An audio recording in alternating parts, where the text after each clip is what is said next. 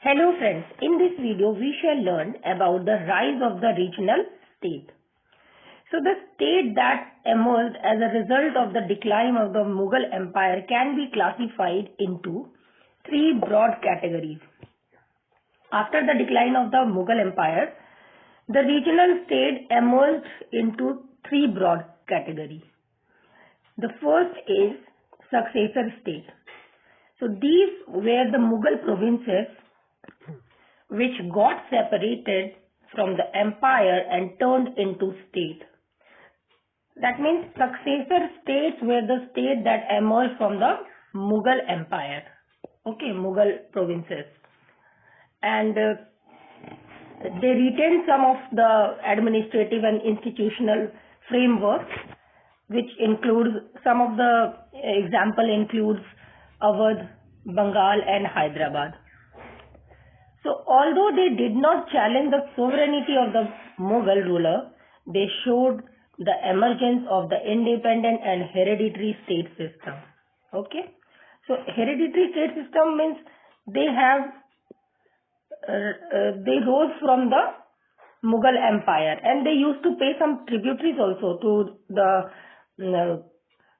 Mughal Emperor and ruled in their own state as an independent ruler. Okay. And some of the examples are Awadh, Bengal and Hyderabad. Then comes the independent kingdom. These states came into existence primarily due to the instability of the Mughal control over the provinces, for example, Mysore and the Rajput states. So this means that these states existed independently of the Mughal authority and emerged as a distinct political entities. Okay, distinct political entities.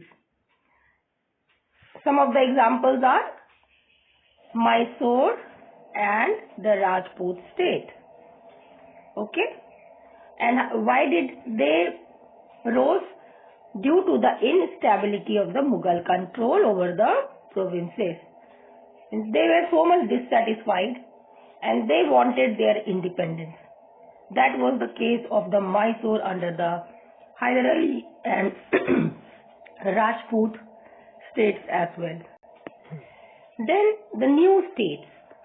The third one is the new state. These states were established by the rebels against the Mughal Empire, example, the Marathas, Sikhs, Jats, etc. So, understand the thing that these new states formed by the rebellion, and these states arose due to the rebellions, or why they used to rebel, because they wanted their territorial expansion against the Mughal. And some of the examples are Maratha, Sikh, Jat. So now we will do in the next topic the survey of the regional kingdom. So we will understand that how these regional states, regional power came into existence, who founded these regional states. The very first is Hyderabad. The founder of the Hyderabad was Asaf Jah. He was also popularly known as Qilij Khan and also known as Nizam ul Mulk. So all these three names are of the same person.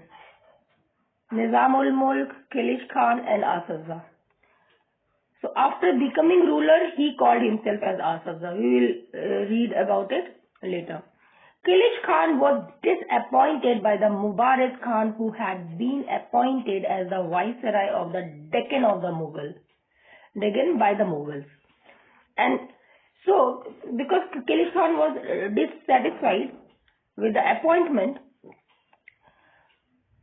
of viceroy of the Deccan by the Mughal of Mubarak Khan, so he decided to fight against the Mubarak Khan. He defeated Mubarak Khan in the famous Battle of Shakarkheda in 1724 and later on he killed him. So understand the thing that the survey of the regional kingdom of Hyderabad reveals its foundation and development as a prominent state in the Deccan region. Who founded Hyderabad? The House of Hyderabad was founded by Kilish Khan, who was also popularly called as Nizamul Mulk and Asaf Jahan. So he was a trusted noble of Mughal Empire, but he was very much dissatisfied with the declining of the central authority of the Mughal, and he understood that all the internal conflicts that was going during those days, some or other day, he would also be killed in the center. That was a thing going on, very unstable. So he decided to move towards the Deccan with some important official. Also, he was disappointed with the Mughal appointment of Mubarak Khan as a viceroy of the Deccan.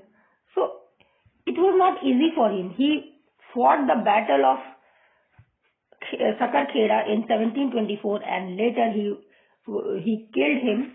He killed the Mubarak Khan, and in 1725 Kilish Khan became the viceroy of the Deccan and granted himself the title of the Asaf Jahan.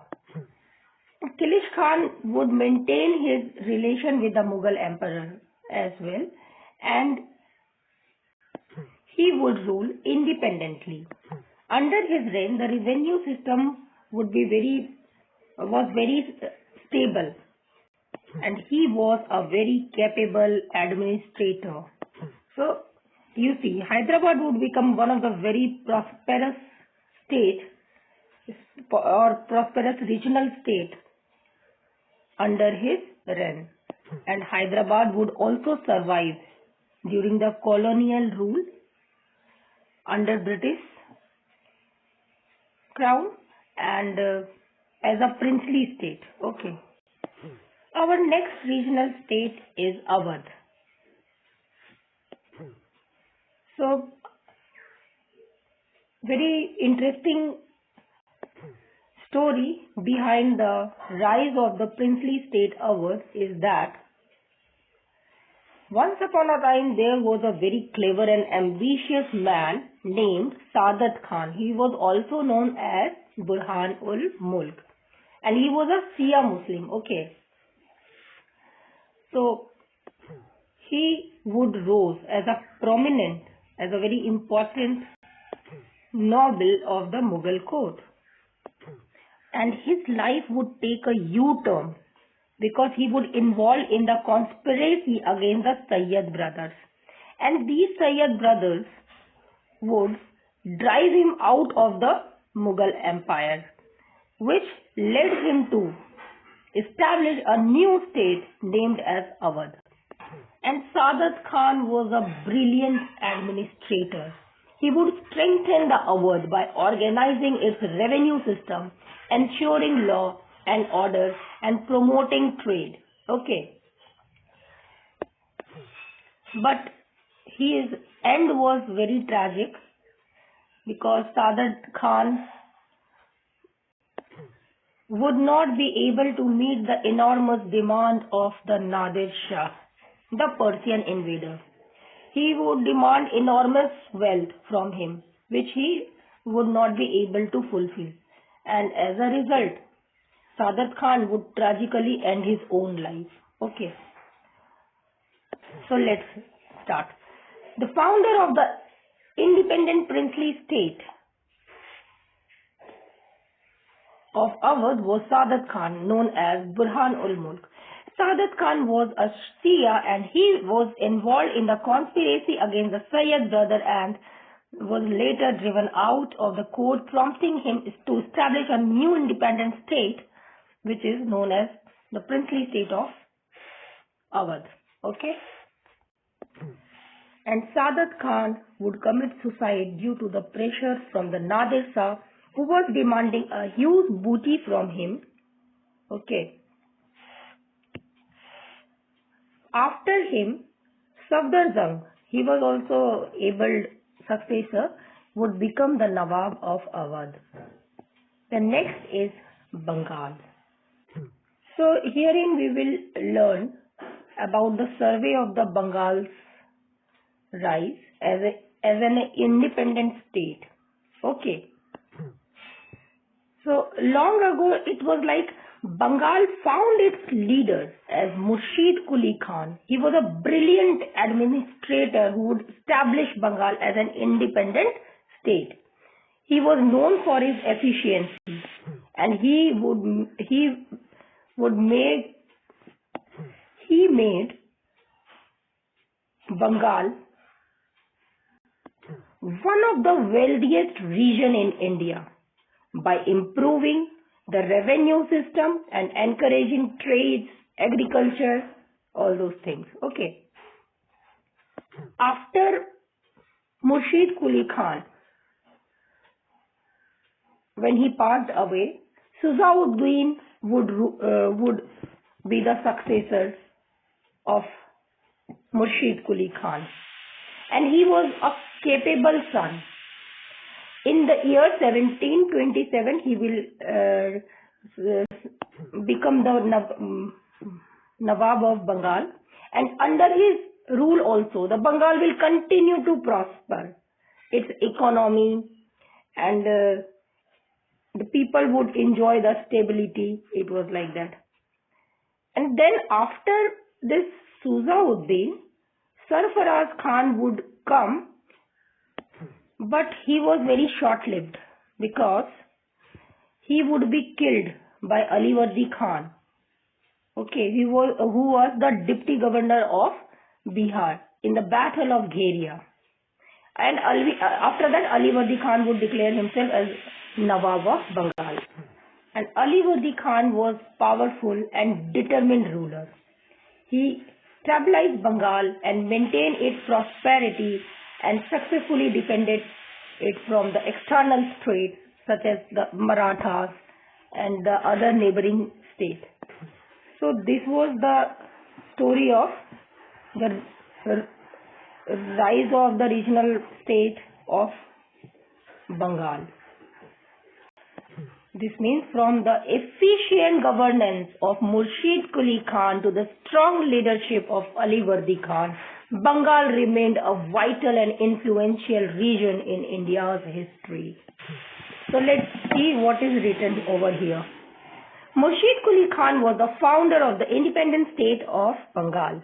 He was an able ruler and made Bengal a prosperous state. His son Suzauddin succeeded him in 1727, and Suzauddin was succeeded by Sarfaraz Khan, who was assassinated in 1740 at Gheria, Battle of Gheria, by Alivardi Khan, the deputy governor of Bihar, who assumed the power and made himself an independent from the Mughal emperor. Okay, that earlier that Bengal was a successor state which would become an independent state under whose reign?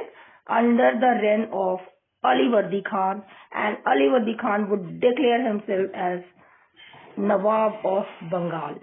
Okay, he was very capable ruler. Next is the Rajput. So see, Rajput had a good allies with the Mughal, but for centuries they will serve the Mughal empire. But Rajput's conflict with the Mughal would begin in the early 18th century, and Rajput also sought to reclaim their independence after centuries of Mughal dominance. They are also fed up of the instability of the central authority and the Rajput empire, weakening of the Mughal empire, and so they wanted the independence. See, in the 18th century, the Rajput tries to re-establish their independence. They forced the Mughal ruler Bahadur Shah first to march against the Ajit Singh in 1700. This we have read, that Bahadur Shah would march against Ajit Singh in 1708 because Bahadur Shah once wanted to suppress the Rajput. Okay, and At one time, the Rajputs control of the entire area from south of Delhi to the western coast. This means Rajput would be able to expand their territory, okay, from South Delhi to the western coast, and they would establish themselves as a significant regional power. Only the drawback was that all the Rajput rulers were not united. So they would fight among themselves also for the supremacy. So because of this, they had limited their long-term impact. The next state is the Mysore. Okay. Another important state that made its presence felt in the 18th century was Mysore. And the location of the Mysore is at the junction of the eastern and the western Ghats. This region was ruled by Wodeyars. Various powers with interest in the region turned the region into a constant battlefield. Ultimately, the Mysore state was brought under the rule of the Hyder Ali, who ruled the state with troubles. He was involved in the constant warfare with British, and same with the case of his son Tipu Sultan. So Mysore was a rich and affluent state because of its strategic location. In the 18th century, it was ruled by the Wodeyars, who made it an important state of the South India. But soon Mysore would become a land of conflict. Okay. So Mysore would become a constant battlefield because many powers, including the Marathas, the British, wanted to have control over the Mysore because it was very rich state and it has a very strategic location. Okay. So Hyder Ali was a very skilled soldier and a leader who took over the Mysore and become its ruler. And he would strengthen the state, but he would constantly face the trouble from the war. Hyder Ali's son, Tipu Sultan, he was known as the Tiger of Mysore. He would fought bravely against the British, but he would also face the constant warfare throughout his rule. So Mysore under Hyder Ali and Tipu Sultan would become a powerful state, but would struggle at the same time because of the ongoing war, especially with the British East India Company. Okay. And the story of the Mysore, especially the Hyder Ali, the Tipu Sultan, was one of the courageous story. And it would become the symbol of strength because they would fight against the British East India Company, and the story of Mysore as a regional state was written with a golden letters in the Indian history and has a lasting mark in Indian history. The next regional state was Kerala. Okay. The Martand Varma established an independent state of Kerala with Travancore as its capital. He extended the boundaries of his kingdom from Kanyakumari to Cochin, and he tried to organize his army on the Western model and adopted various measures for the development of his kingdom. Now understand, Martand Varma was a great ruler in Indian history. Okay. In the 18th century, Kerala was divided into small kingdoms, and Martand Varma was a young, ambitious prince of Venad kingdom. Okay. And he dreamt of uniting these small kingdoms of the Kerala into a united state. So he found Travancore as the capital of Kerala and united these all small kingdoms, and in 1729 he became the ruler of Venad and started expanding his kingdom. His army was based on the Western model. Okay. One of the greatest achievements was defeating the Dutch East India Company at the Battle of Colachel, and his victory made Travancore as one of the first Indian states to defeat the European colonial power. So Martin Verma was the first Indian ruler who had defeated the European colonial power, that is the Dutch and the East India Company, in the Battle of Colachel, okay, in 1741. He was a great ruler in the Indian history. We can say he was the smart ruler because his army was also based on the Western model. So Martin Verma was not just a ruler, he was a great administrator as well, great administrator, and he reformed so many things, reintroduced the taxation system, trade, military, everything. And he has organized a very strong army to protect his kingdom from the invasion. Now, he was a dedicated follower of Lord Padmanabha Swami, that means Lord Vishnu. And he declared himself as Vishnu's servant. Rather than a king, he was protecting his kingdom as a servant. So he was a protector rather than a king. So Martand Verma's story was one of the bravery, vision and dedication story. And he turned Calcutta into a strong, prosperous region, making Travancore as a respected and powerful kingdom in the Indian history. The next is the Jat. The peasant Jat inhabitants living around Delhi, Mathura and Agra rebelled against the oppressive policies of Aurangzeb. So who were these Jats? Jats were the brave and hard-working farming community in the northern India. And they were exploited due to high taxes and unfair treatment. All this would push them to rise for their freedom.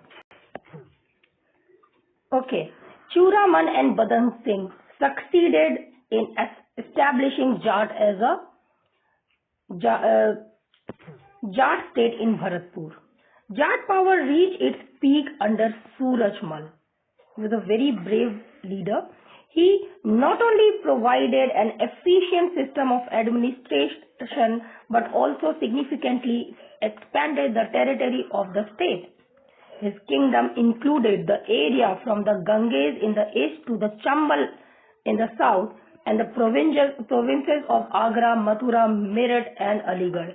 However, Jat state faced decline after the death of the Surajmal in 1763. Subsequently, the kingdom disintegrated into small areas controlled by the small land owners who earned their living mainly by plunder.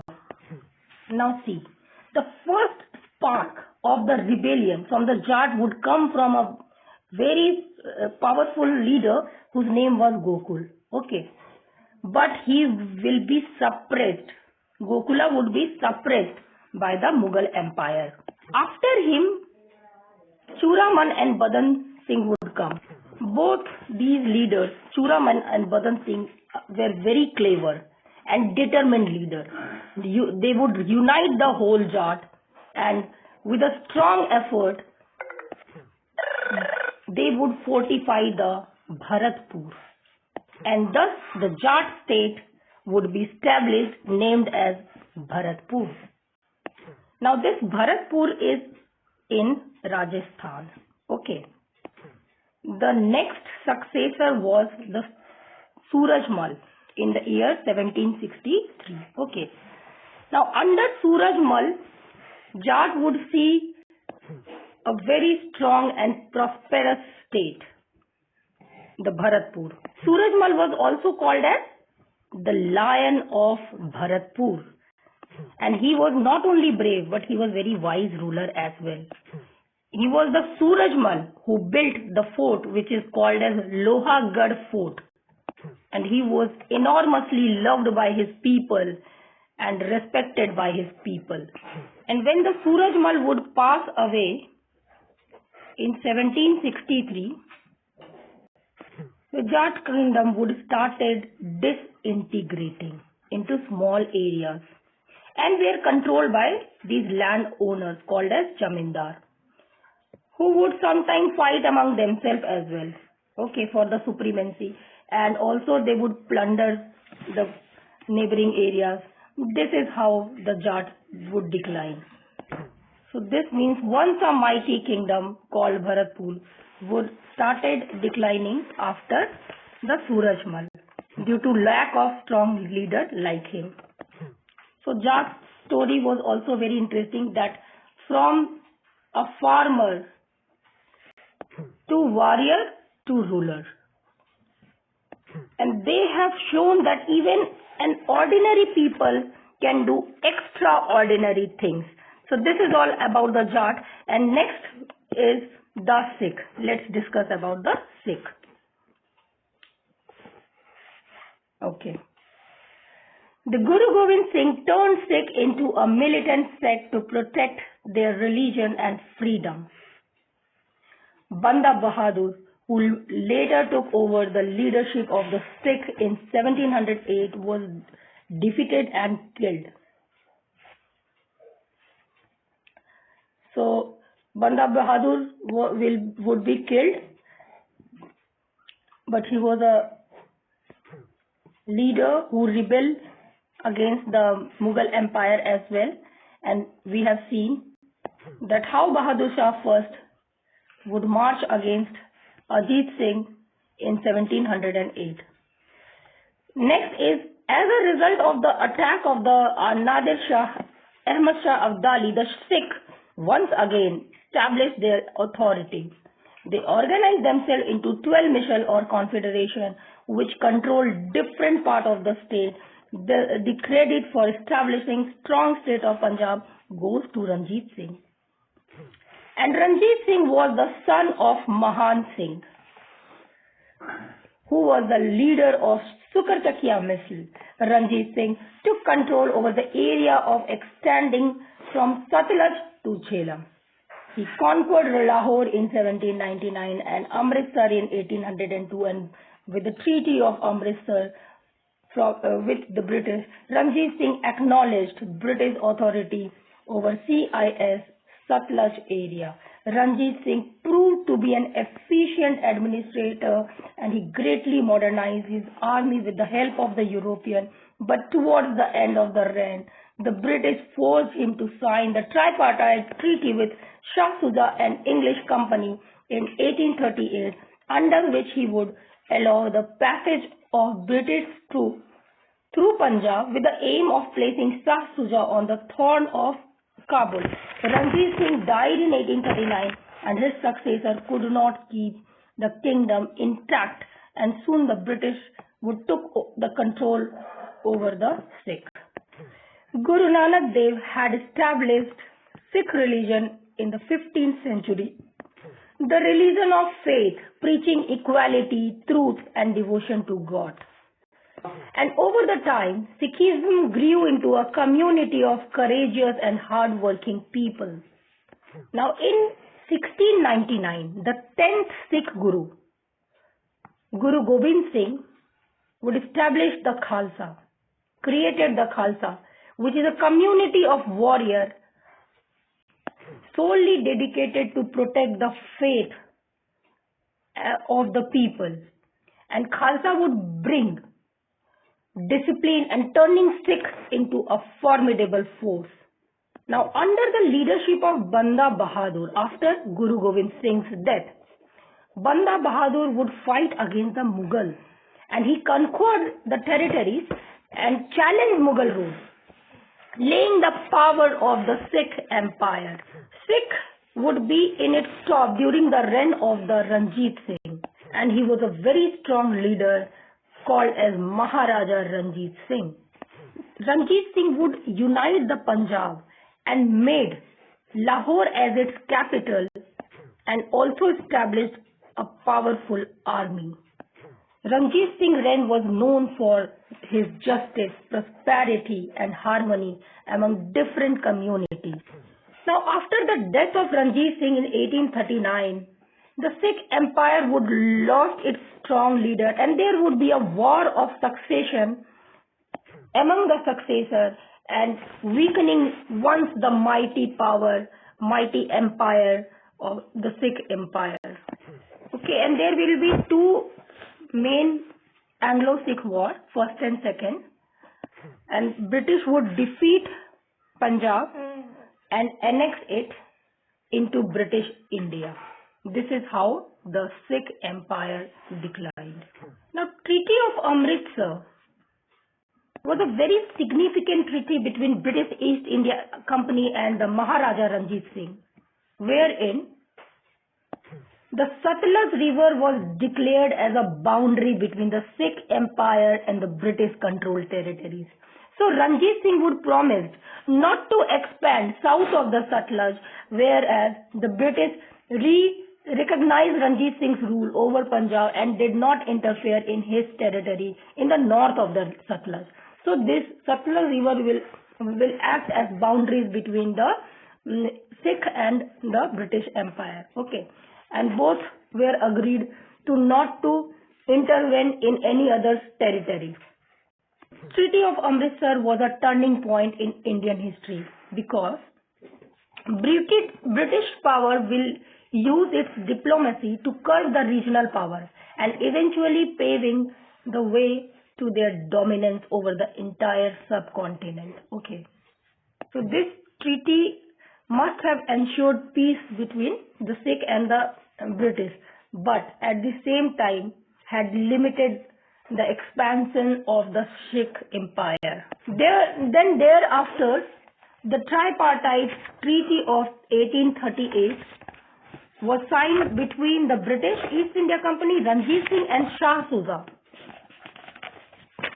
Now understand the fact. The main goal of tripartite treaty was to reinstall Shah Suja as a ruler of Afghanistan in order to counter Russian influence.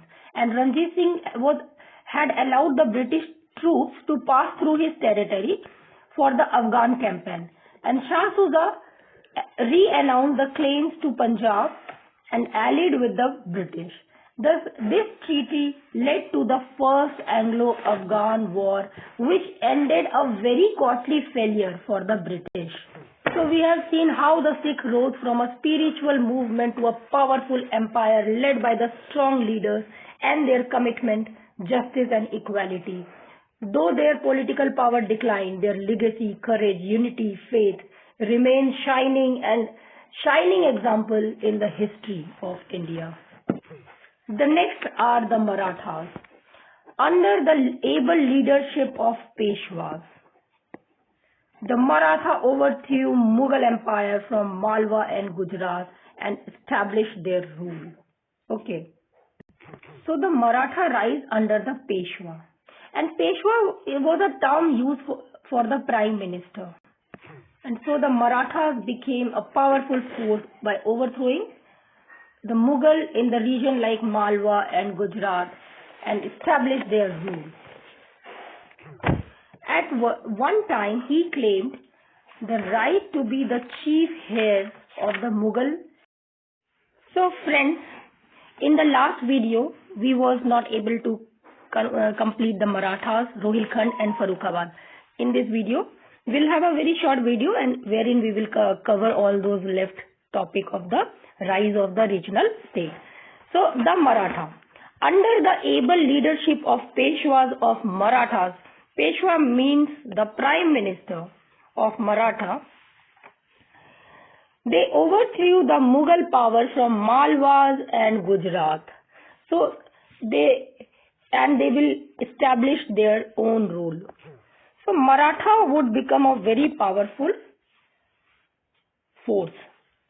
And they will be able to overthrow the Mughal in the region like Malwa and Gujarat. Okay. And after that, they will establish the Maratha rule. From there only the Maratha rule began.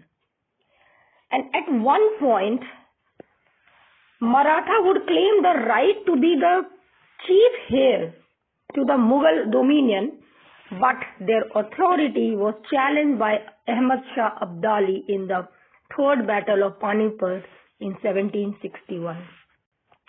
Marathas soon recovered from the defeat and posed the toughest challenge to the English East India Company in the struggle for the political supremacy in India. So understand it. Maratha, even they have claimed to be the rightful heir to the Mughal dominion. So they were that strong to fight against Mughal and become the right heir after the successor after the Mughal dominion. So they were emerging as a new ruler of the pan-India. However, the dream shattered in the third battle of Panipat in 1761, where they got defeated from Ahmad Shah Abdali. And this battle was marked as a major setback for the Marathas. After which, the Maratha would quickly recover and rebuild their power and continue to challenge the other forces in India. And their rivalry with the British was like it was the toughest challenge to the British East India Company to compete for control and supremacy over India.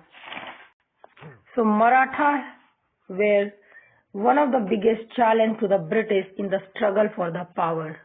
And next regional state is Rohilkhand and Farukhabad. See, the Rohilkhand and Farukhabad was established by the Afghanis. So many Afghans migrated to India and Ali Muhammad Khan established a small state which is called as Rohilkhand in the Himalayan foothill after the chaos caused by the Nadir Shah invasion. Now understand the geography of the Rohilkhand. Rohilkhand was located between the Kumaon in the north and Ganges river in the south, making it a very fertile and a strategic location. Rohillas were the people called of Rohilkhand they faced heavy losses due to the conflict with their neighboring power, especially under the ruler like Farukh and Muhammad Shah. So Farukhabad was an independent state in the east of Delhi, and was established by the Afghan group under Ali Muhammad Khan. So these Afghan leaders would take opportunity when the Mughal Empire was declining and establish their independent state as Rohilkhand and Farukhabad. Now let's read what is there. The state of Rohilkhand and the state of Bangas Pathan were the result of the Afghan migration into India. Ali Muhammad Khan took advantage of the collapse of power in the northern India following the invasion of the Nadir Shah and established small state of Rohilkhand. This was the region of the Himalayan foothill between the Kumaon in the north and Ganges in the south. The Rohillas, as the inhabitant of Rohilkhand, were known and suffered heavy losses at the hand of the other power in the region, the Jats. So during the reign of Farukh and Muhammad Shah, Muhammad Khan Bangas and Afghan would establish an independent kingdom to the east of Delhi, near the east of Delhi in the vicinity of Farukhabad. So vicinity means closer to. That means Farukhabad is located in the vicinity of Delhi, means it is situated near Delhi, neighboring to Delhi. So this is how Rohilkhand and Farukhabad showcased how Afghan leaders capitalized on Mughal Empire's collapse to establish their new state, influencing the political landscape of northern India. And this is all for this video. In the next video, we shall learn about the nature and the limitation of regional state. Friends. Okay, thank you and have a nice day.